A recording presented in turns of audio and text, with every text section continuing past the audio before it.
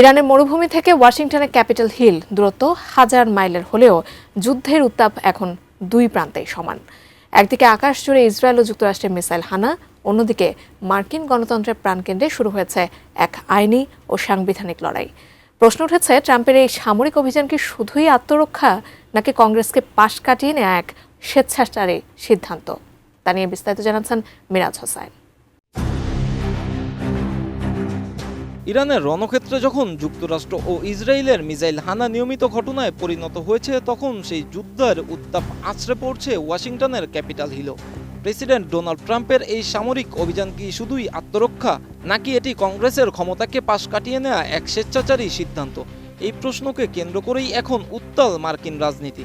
সম্প্রতি ট্রাম্পের যুদ্ধ ঘোষণার ক্ষমতা সীমিত করতে মার্কিন সিনেটে একটি গুরুত্বপূর্ণ প্রস্তাব আনা হলেও রিপাবলিকানদের প্রবল বাধার মুখে তা ভেস্তে যায়, এমন এক প্রতিবেদন প্রকাশ করেছে আল জাজিরা। প্রাণঘি মানে ও ঘ্রাণে যে কোনো খাবারই আনে ঐতিহ্যের অতুলনীয় স্বাদ। প্রাণঘি ঘ্রাণেই পরিচিত। প্রতিবেদনে বলা হয়, সিনেটে বুধবার দিনভর চলে দুই পক্ষের উত্তপ্ত বিতর্ক। প্রস্তাবে সমর্থকরা দাবি করেন, ইসরায়েলের সঙ্গে জোট বেঁধে এই যুদ্ধ শুরু করে ট্রাম্প তার সাংবিধানিক সীমা লঙ্ঘন করেছেন। মার্কিন সংবিধানের 2 নম্বর অনুচ্ছেদ অনুযায়ী কোনো তাৎক্ষণিক হুমকির মুখে কেবল আত্মরক্ষার খাতিরেই প্রেসিডেন্ট আক্রমণ চালাতে পারেন, অন্যথায় যুদ্ধ ঘোষণার একক ক্ষমতা কেবলই কংগ্রেসের। বুধবার মার্কিন সিনেটে প্রস্তাবটি 47-53 ব্যবধানে বাতিল হয়ে যায়। বিদেশের মাটিতে ট্রাম্পের সামরিক তৎপরতা সীমিত করার পক্ষে যারা অবস্থান নিয়েছিলেন, তাদের জন্য এটি একটি বড় ধাক্কা। তবে এই ফলাফল স্পষ্ট করে দিয়েছে যে রিপাবলিকানরা বর্তমান প্রেসিডেন্ট সামরিক অভিযানের প্রতি কতটা একাট্টা। একই ধরনের একটি প্রস্তাব বৃহস্পতিবার প্রতিনিধি পরিষদে তোলার কথা থাকলেও সেখানে এই প্রস্তাব পাশের সম্ভাবনা খুবই ক্ষীণ। সিনেট ফ্লোরে কথা বলার সময় সিনেটর টিম কেইন বলেন, গোপন ব্রিফিংও প্রশাসন প্রমাণ করতে পারেনি যে ইরান থেকে কোনো আসন্ন হামলার ঝুঁকি ছিল। তিনি ক্ষোভ প্রকাশ করে বলেন, আপনি একে সামান্য আঘাত বলতে পারেন, এটি স্পষ্টতই যুদ্ধের পর্যায়ে পড়ে বলেও জানান তিনি।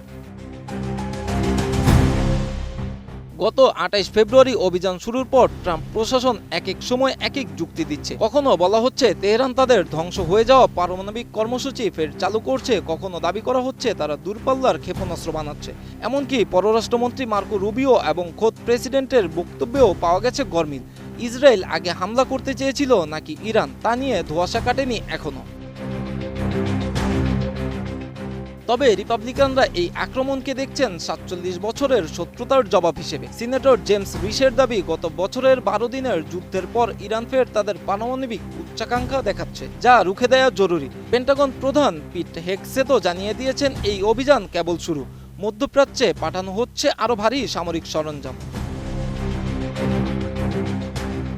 এছাড়াও ট্রাম্প ইঙ্গিত দিয়েছেন, চলমান পরিস্থিতি 4 থেকে 5 সপ্তাহ বা তার বেশি স্থায়ী হতে পারে। যদিও রিপাবলিকানরা একে চিরস্থায়ী যুদ্ধ বলতে নারাজ, তবে খোদ পেন্টাগনের প্রস্তুতি বলছে ভিন্ন কথা। রণক্ষেত্রের এই অনিশ্চয়তার প্রভাব ফেলেছে মার্কিন অভ্যন্তরীণ রাজনীতিতেও। সামনেই নির্বাচনের বছর। বিশ্লেষকরা মনে করছেন, সিনেটের এই ভোটাভুটি কেবল আইনি হারজিত নয়, বরং একটি রাজনৈতিক বার্তা।